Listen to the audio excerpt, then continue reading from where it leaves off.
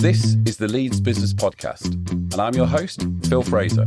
I'm a business sounding board, think somewhere between a business mentor and a business coach, and I help business owners to not be lonely at the top. In this week's episode, we speak to David Richmond, owner and chairman of Batched. David tells us how a small sticker business grew to over 500 staff, how he then switched to taxis, and then the catastrophic effect that COVID had on the business, but how it then launched the new business he owns, Batched.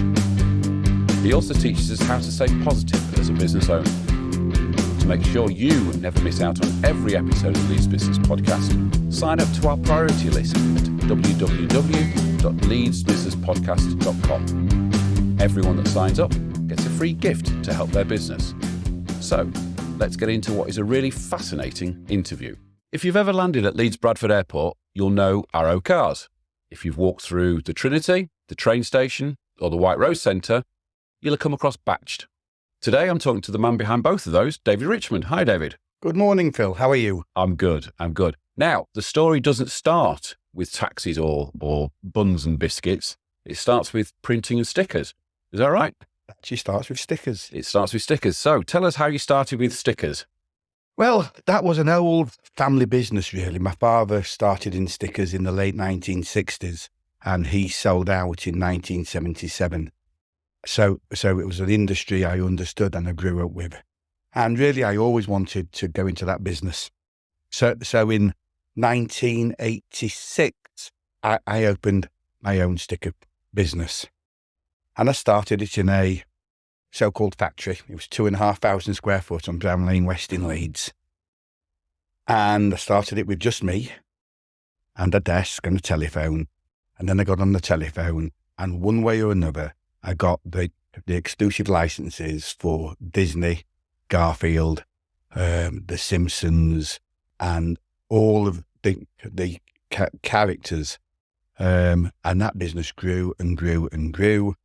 And then it changed course because we had all these licenses, and magazines started to do a cover-mounted promotion, and they couldn't do them for stickers as we had the contract. And that was our great fortune. How did you get the licenses for? How's a little place in Leeds get licenses for stickers for Disney and stuff like that? Well, part of it is not telling the whole truth, and part of it is if they've gone into court and they've done it under oath, and maybe those conversations have been a little bit different.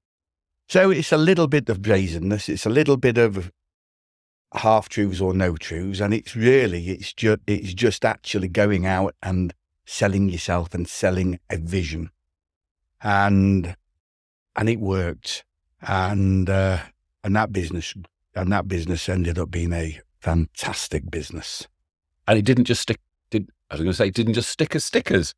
It didn't just stick as stickers at all. No, we were in the printing business. Really, it was a special print business, as we called it, and we were dealing with the BBC and IPC and EMAP, DC Thomson, all the major publishers in the country. And they were ordering millions upon millions upon millions of stickers for magazines. Anyway, about 2 or 3 years in, we had a phone call, and it was at the BBC, and they said, "You're doing a fantastic job. We've just realised that we've never done a factory inspection with you." Okay. So next week we're coming up to do a factory inspection. Well, of course, our plant list was slightly different to what the real world was. In reality, we had nothing. We had a little clicking press, and we had one person clicking stickers out in large sheets. But as fortune would have it, one of our main printers, what was also based on Brown Lane West. So we spoke to them, and we thought that they'd never notice. We took down our printer's sign. We built a new sign, so we called it Scorpio. We got uniform for all the staff to Scorpio. We changed the nameplates on all the doors to our name. The BBC turned up, And I thought, and they went through the factory and it says, this is absolutely amazing. This is fantastic. And we passed every single test. And off they went. And a week later, the girl phoned us up and she said, your factory's got everything. She said, we all thought here. It was, she didn't do the printing. So we were all a bit nervous of this factory inspection, but it's something you had to have. So, of course, that got us thinking. And we thought, this can't continue. Because we've got a business based upon us being a print broker when we had to be a printer. So we opened up Scorpio Print Finishing and we moved to Dewsbury Road and we built a 9,000 square foot factory and we stacked it out. And then we bought another print finisher on Kirkstall Road called E-Fish & Co. And eventually that merged and the business grew and grew and grew. And then about 2 years later, I built an 80,000 square foot factory in Pudsey on Richard Saw Lane. And that business grew and then it grew into all sorts of things. It used to do Argos catalogue. It did the census in 2001. It used to do the cup final programmes. It used to do school exams. And I can tell you some stories about the school exams, which were actually very funny. And eventually it had 500 staff. It was the largest non-unionised printing company in Europe, I understand. It won award after award after award. And in 2003, I sold that business and sold it to Sytner's Motors and they had a venture capital fund. And that was it. I walked away from that. And I'd spent 15 years in a business that I loved and it was time for a change. And that's what I did. Right. Okay. Let's just go back slightly there. You said you grew and grew and grew. Again, how do you get the census? How do you get Argos? How do you get these big contracts? Is it just, like you said, fronting it out and putting yourself out there? It's fronting it out. It's putting yourself out there. Of course, at that stage, it wasn't all bluster. It was real. People could come to the factory. And it was a super modern factory. It had every piece of kit. There was millions of pounds worth of kit at that stage. I think it was around 15 million pounds worth of kit in there. Wow. So it was a super modern thing. So it wasn't bluster. Yeah. It was real and we could do it. Fantastic. And if you got 15 million pounds worth of kit, that's not small change. Was that finance? Was that loans? I mean, how do you kit out a 15 million pound print work? Well, it's done over time. Obviously, it's taken out on loans and finance and all that sort of thing. And the building, of course. So it's a proper business at that stage. Yeah. What would you say were your key learnings from your time at Scorpio then?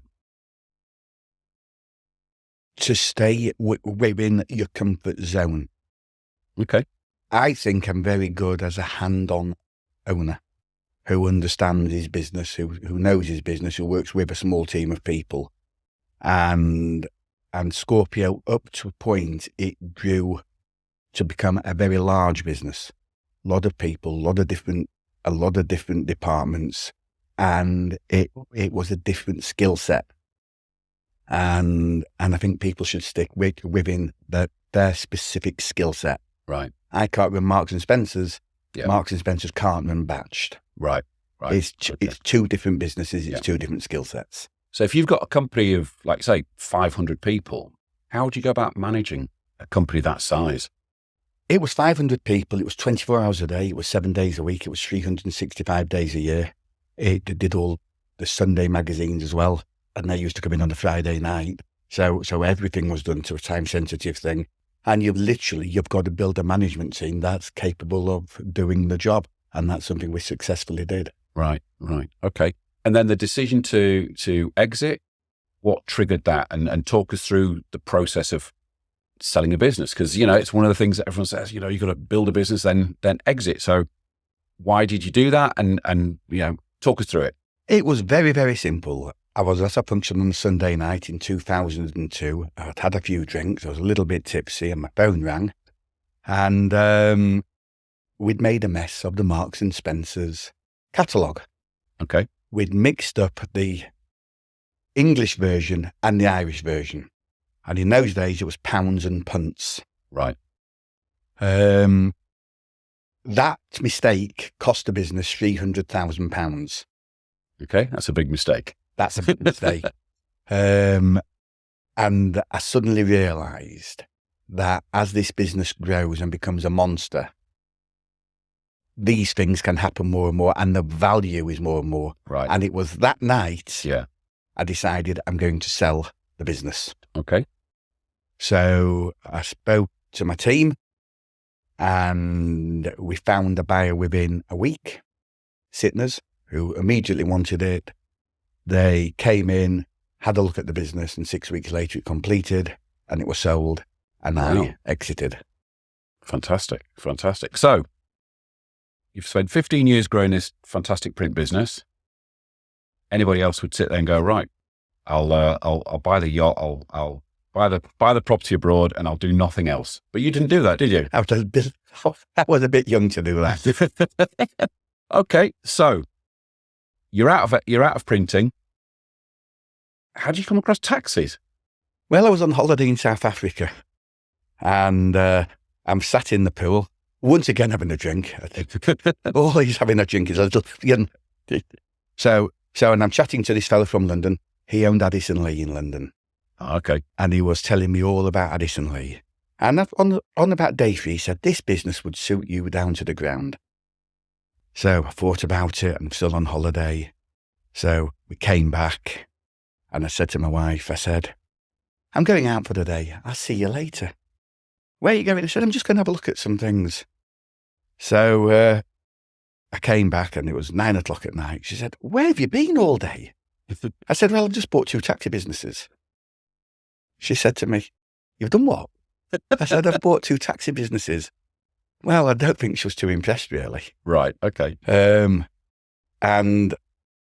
that's how the business started. And I can tell you, I sat there the first day, and the first week, and the first month, and I'm thinking, what on earth have I got myself involved in here? Right. The business is, or was in those days, a rotten business. Right. So which 2 businesses did you buy? I bought Arrow and Right. I bought Universal. Right. Both Okay. companies They're in both Horsforth. They were both Both in companies Horsforth. based in Horsforth. Right. Okay.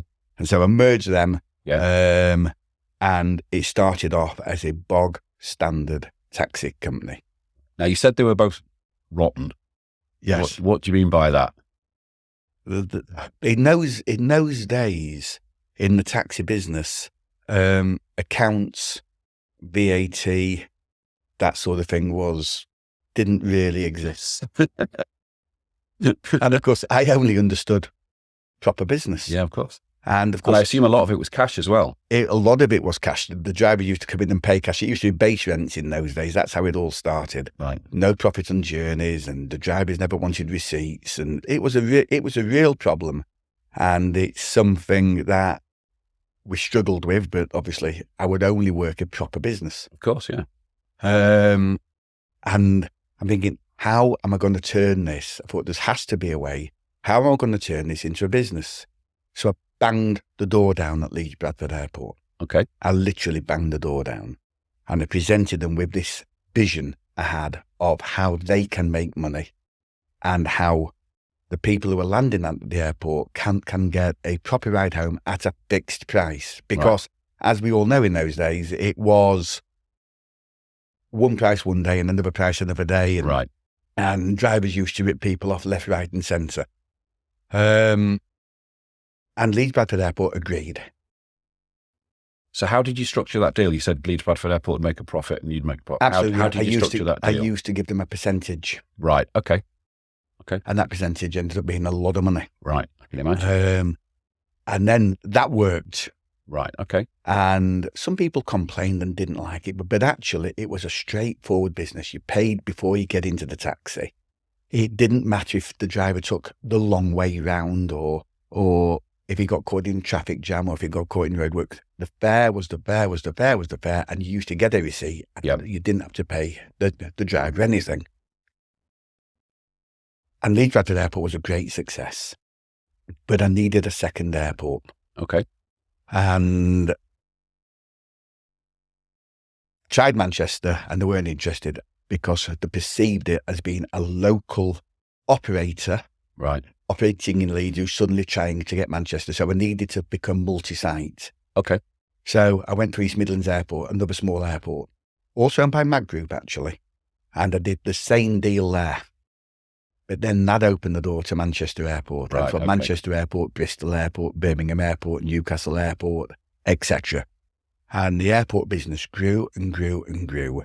And we became, if you disregard Uber and disregard Addison Lee, we were the largest company in the country. Wow. We owned our own cars. We were completely national. We had a huge corporate base. And that business was an incredible success. And we spent 16 years building that business into what it was. And its longevity was there. The contracts were there. New contracts were coming on. And we were extremely well known. Right. Okay. So the contract side of it, what was that? Just regular trips or to and from airports? It was fully corporate trips. Right. So, okay. As well. So we had all the things. When it was foggy and flights were diverted and delayed, that was fantastic for us because we were moving people from one airport to another airport. Yep. And we had contracts with all the airlines, all the crew movements, all the corporate people were using airports and that sort of thing. So it's not only members of the public, it was also a lot of corporate work. Right. Okay. And as you were growing Arrow, what were your sort of key learnings from a business point of view from your time during that? Key learnings is to be successful. In those days, taxi companies were not successful. Right. Because they were not doing it correctly. Right. Okay. So to have the basis of a business, you have to have basic business function. Right. Right. Everything's got to be run correctly in terms of answering the telephone, in terms of your accounts department, in terms of your driver appearance, in terms of your cars, in terms of all of that. And if you do it quickly, it becomes a proper business, and corporates can see it's a proper business, and they will use you. And that became a really substantial business. Right.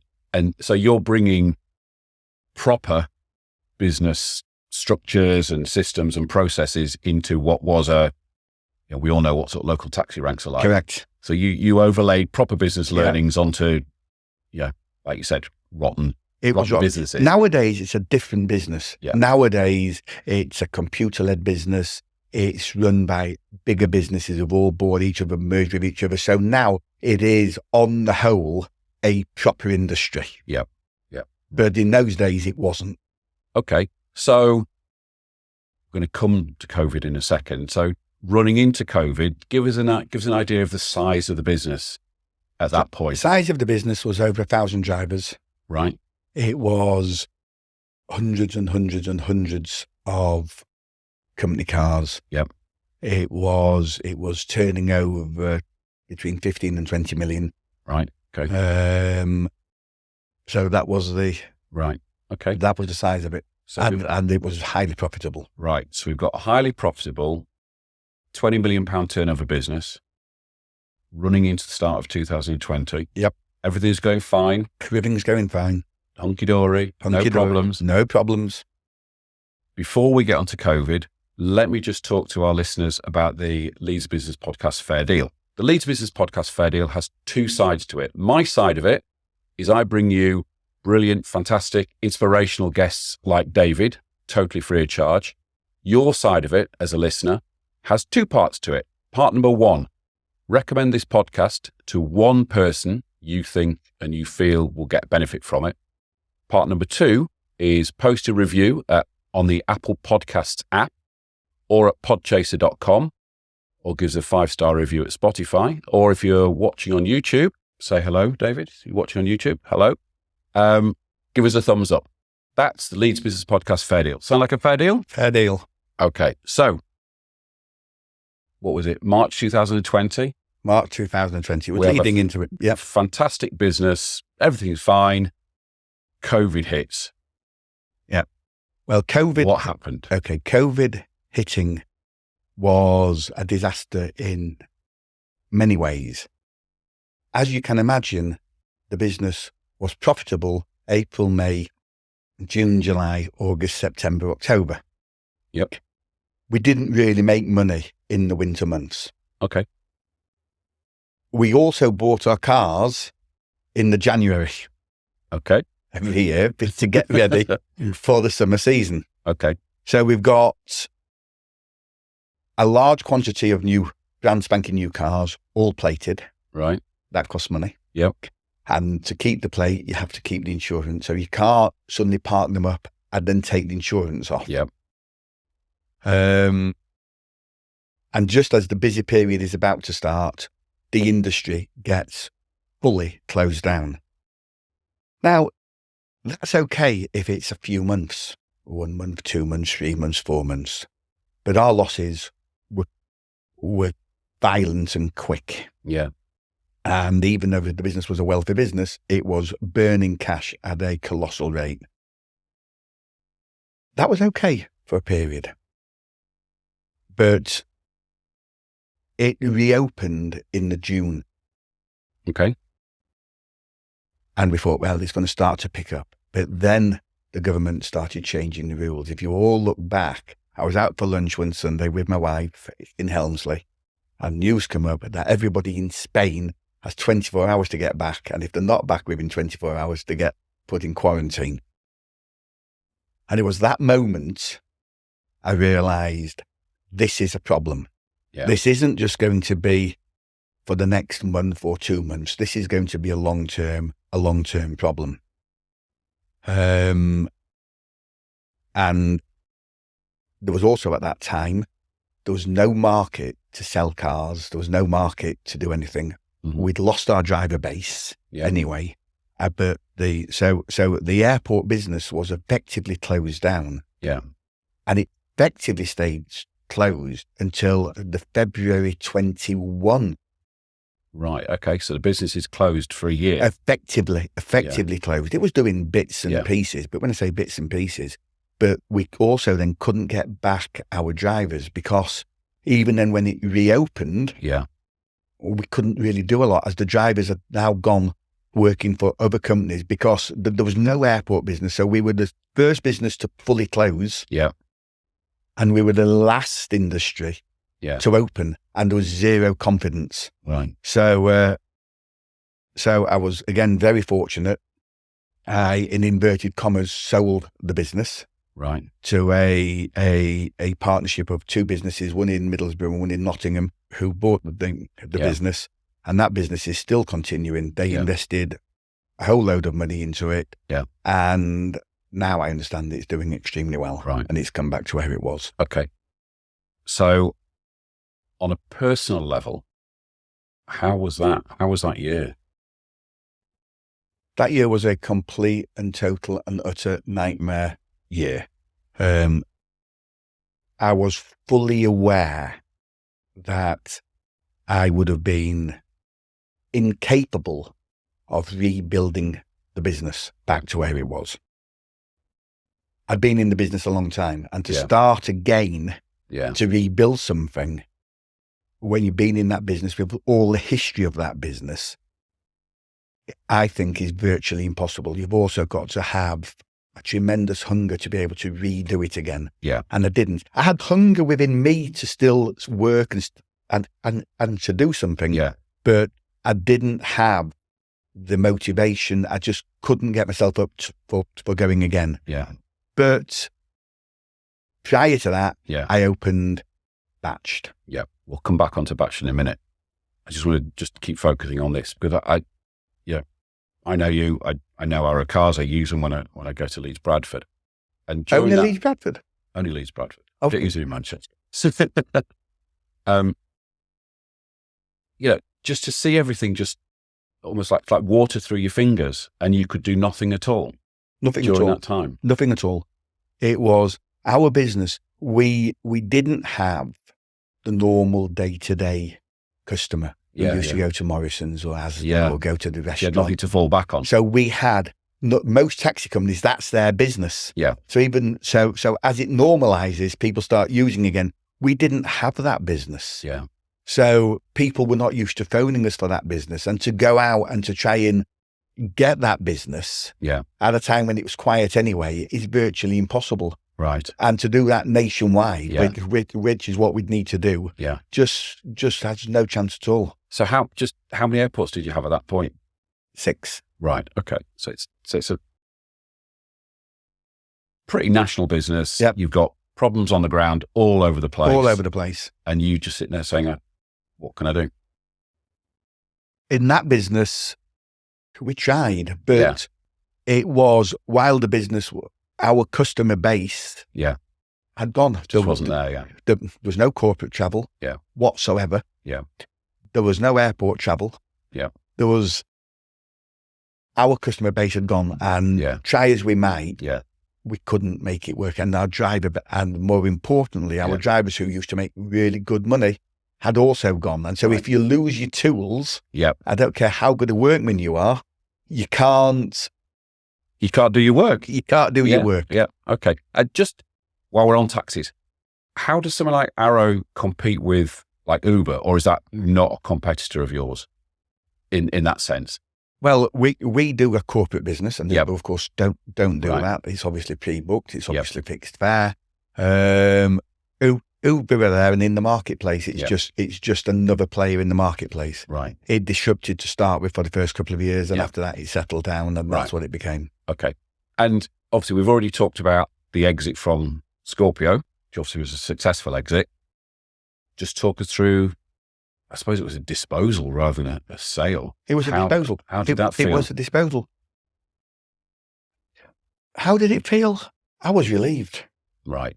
I was relieved. Yeah. It wasn't anything that was planned, obviously, pre-COVID. Yeah, of course, And I'd have still been in that business today. But it went, and I was really pleased. Right. I was really pleased. I was happy to get rid. Yeah. It's not the nicest of industries, to be fair. Right. And I was just happy to get out. Right. And I won't be going back in. Right. Okay. So, but during that period, something else came out of it. Talk us about ArrowFresh. How did that come about? Well, ArrowFresh, and that's how it started as ArrowFresh. I was queuing outside the grocers on Chapel Allerton with Michael Maggelson, my good pal. And I'm queuing, and I'm thinking, this is ridiculous.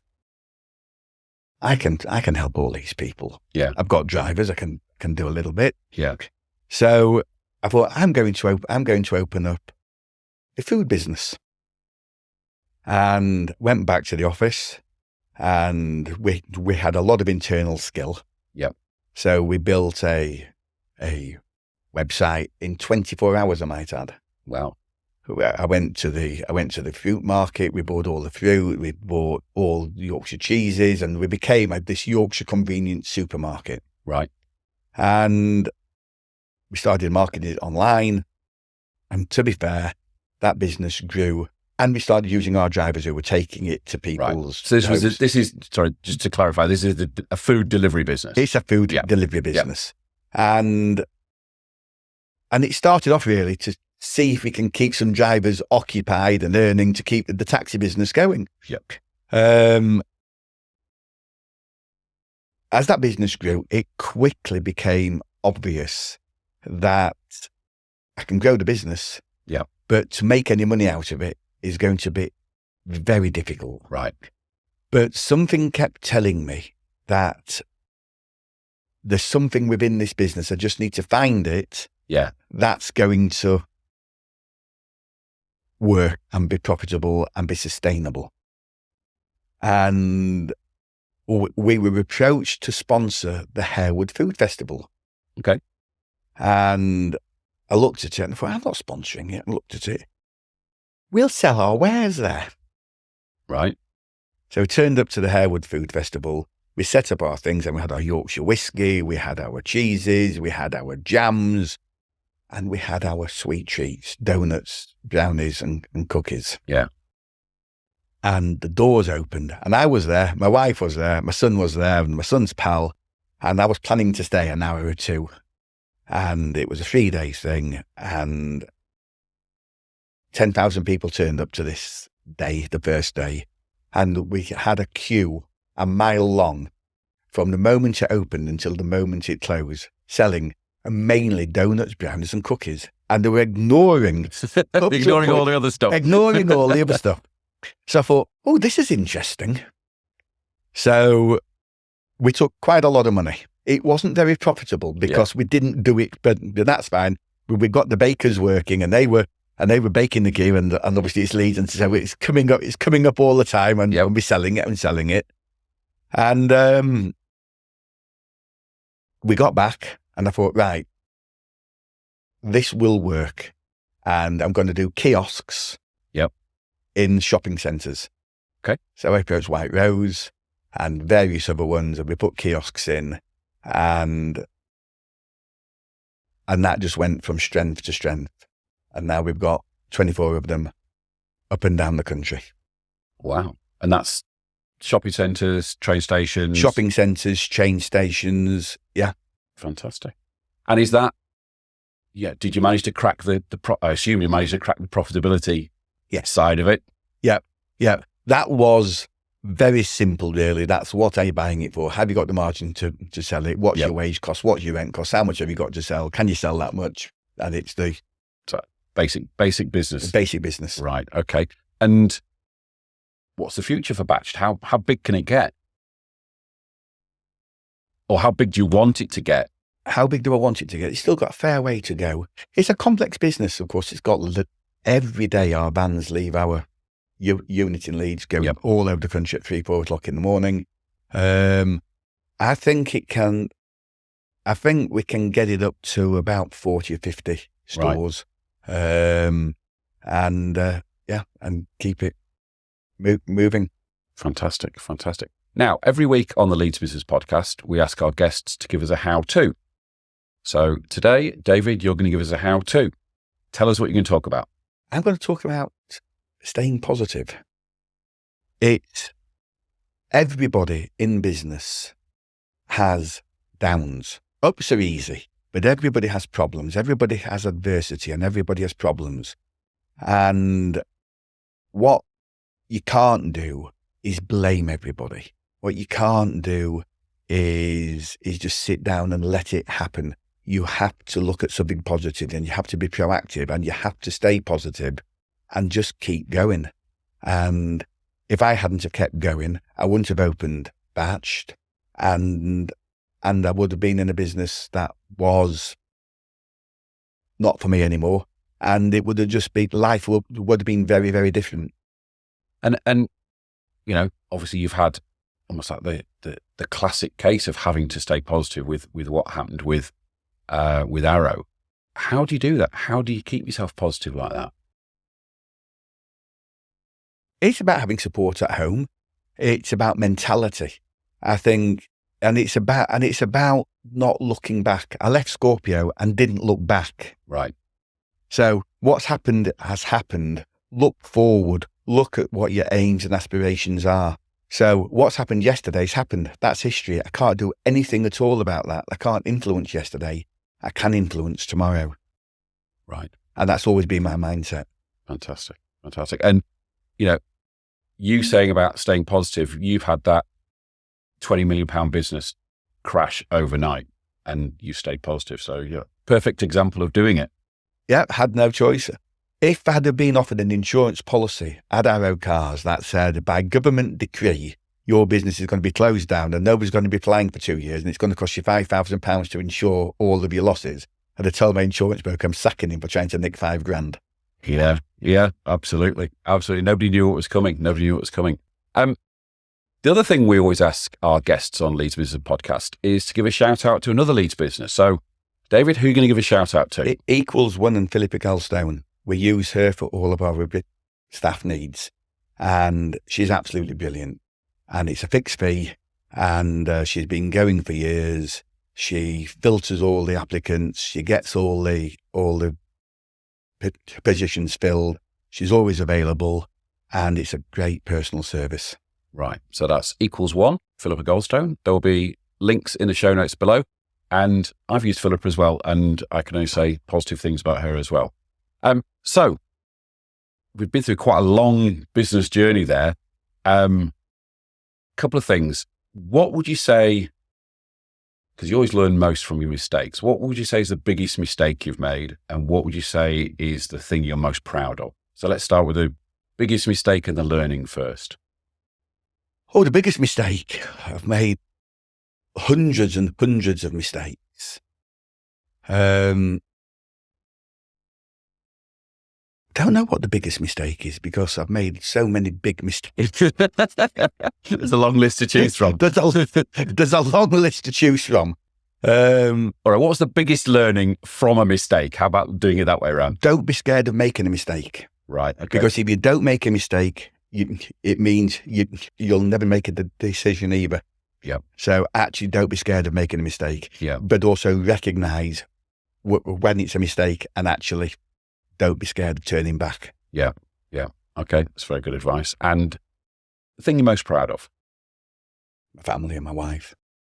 Okay. That's fair enough. And business-wise, go on. Would you say you're most proud of Scorpio, Arrow, or Batched? Or any particular aspect of those three that you would say? In my business life? Well, because I don't look back, Scorpio's almost history. Yes. Arrow's now history. Yep. So, of course, I'm now proud of Batched. Right. And if I move on to something else, I'll be most proud of that. Right. Right. So I think Batched has done well, though. Fantastic. Fantastic. David Richmond, thank you very much indeed. Thank you very much indeed for having me. Thanks for listening to this episode. I hope you found it interesting, inspiring, and of use. To make sure you don't miss out on any future episodes, please subscribe to the show. Go on, do it now. Do it now before you go off and do something else. Thank you, much appreciated. Oh, and don't forget our fair deal. See you next week.